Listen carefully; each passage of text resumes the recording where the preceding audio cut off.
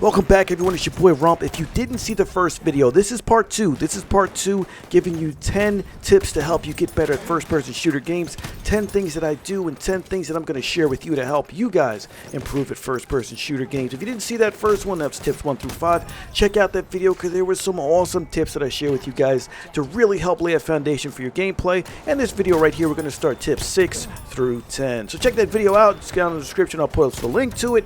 Check this video out here to improve your first-person shooter gameplay.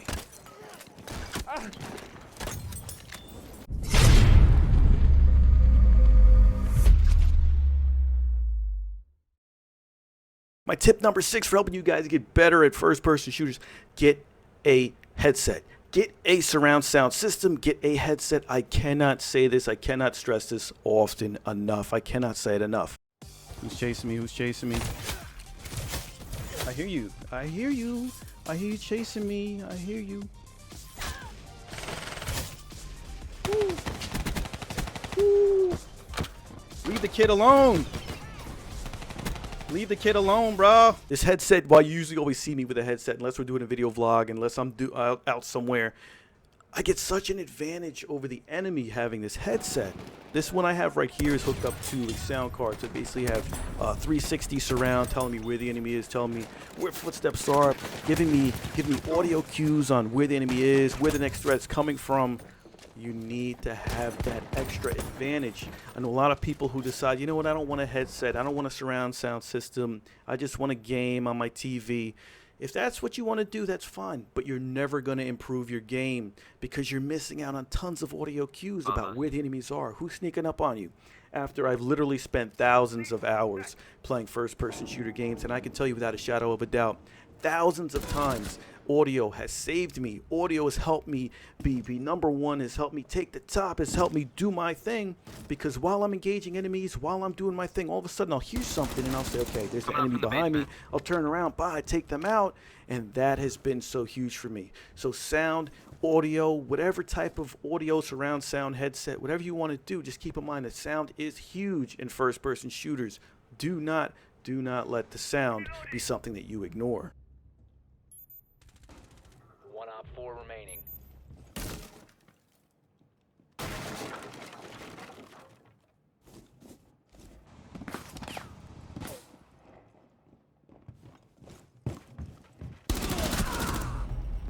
Friendly's victorious.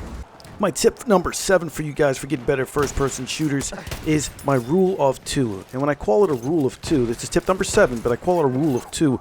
What that means is if you see one enemy, there are always 2. Just tell yourself there are always 2. If you see 3, tell yourself there are 4.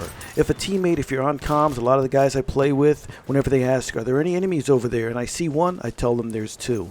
If I see 3, I tell them there's 4. If I see 5, I tell them there's 6. You always add 1. 1 plus 1 is 2. Always add 1, always add more.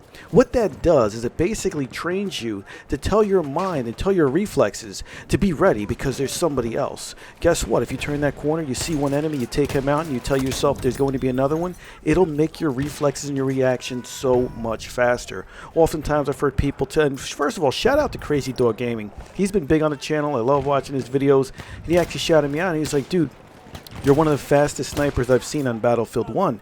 And it's really not that I'm fast. It might look like I'm fast. It might look like I have fast reaction. But it's really, I've killed the time in between my reaction to enemies by telling myself there's always another enemy right there. There's always going to be another one right around the corner. If I see one, there's always going to be another one right there. And that really decreases my reaction time because instead of being surprised by there being an enemy player around the corner, I already knew they were coming. I already knew they were there. And guess what? If I turn a corner and I don't see any enemies, then I know they're right behind the next corner, and if I see 1, there's gonna be 2. And that's my rule of 2, guys. That'll keep you on your feet, it'll keep you on your toes, and it'll keep you from getting surprised when you see multiple enemies.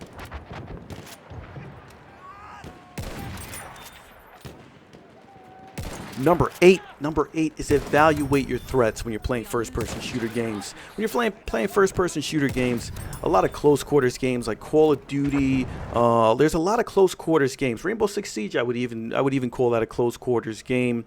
There's a lot of different games where you can evaluate your threats. When you see an enemy, you can almost basically see what weapon they have. You can almost basically see which way they're facing. Sometimes you can't do that in Battlefield or the larger mapped games.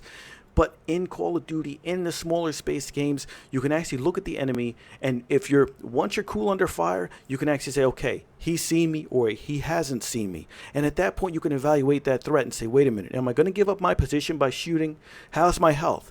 How's my health? What weapon does he have? Should I engage him right now or should I wait? Should I wait to get more health? Should I wait to get more backup? How many enemies are there? Evaluate those threats, evaluate those enemies, because just jumping out to the middle of the action is only going to get you killed. It's not going to help you gameplay. It's not going to help you progress. And it's not going to help you be number one. What you got to do is, at every time, make sure that every time you get out there, every move is with a purpose. You're always looking at the enemies. You're evaluating your threats. So, for example, I might turn a corner. There might be 3 enemies. There might be 4 enemies. If I can, like I told you earlier, if I can take out 1 or 2 of them, that's cool. But the first thing I do as soon as I see them is I evaluate my threat. Which one is closest? But is he facing me?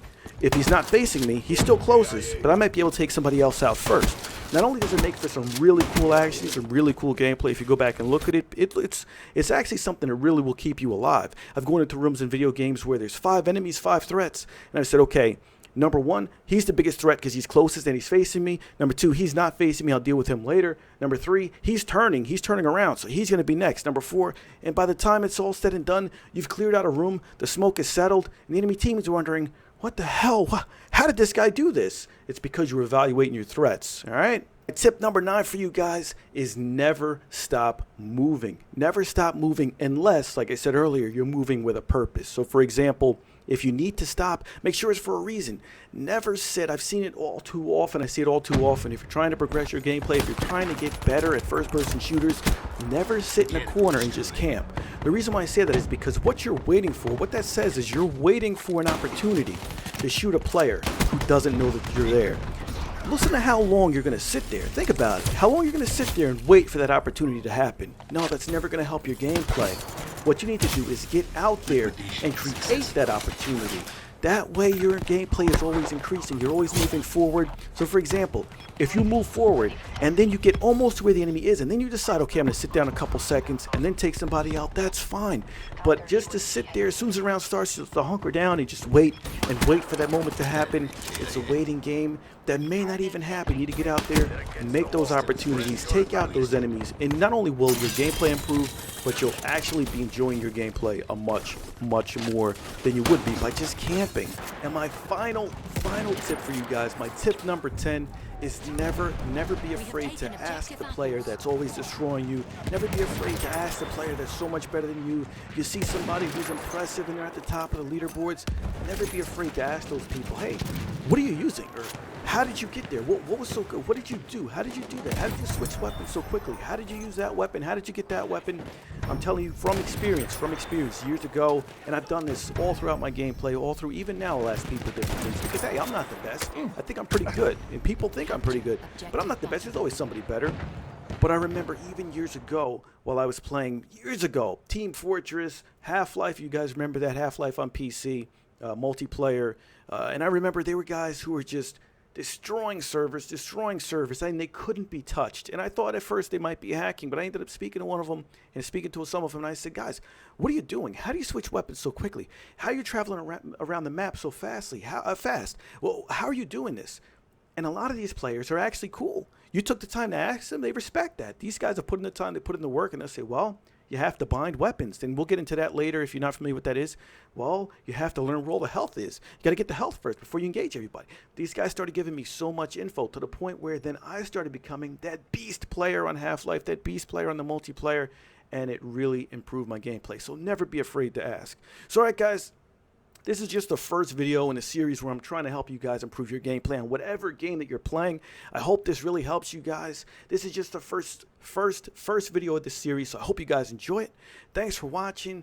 Hit that like button, hit that subscribe button, and stick around because as we go further in the Rump School of Gaming, I'm going to try to give you guys more tips to help you guys improve at all different types of games. But right now, we're talking about first-person shooters. Got a couple videos for you guys I think you might enjoy.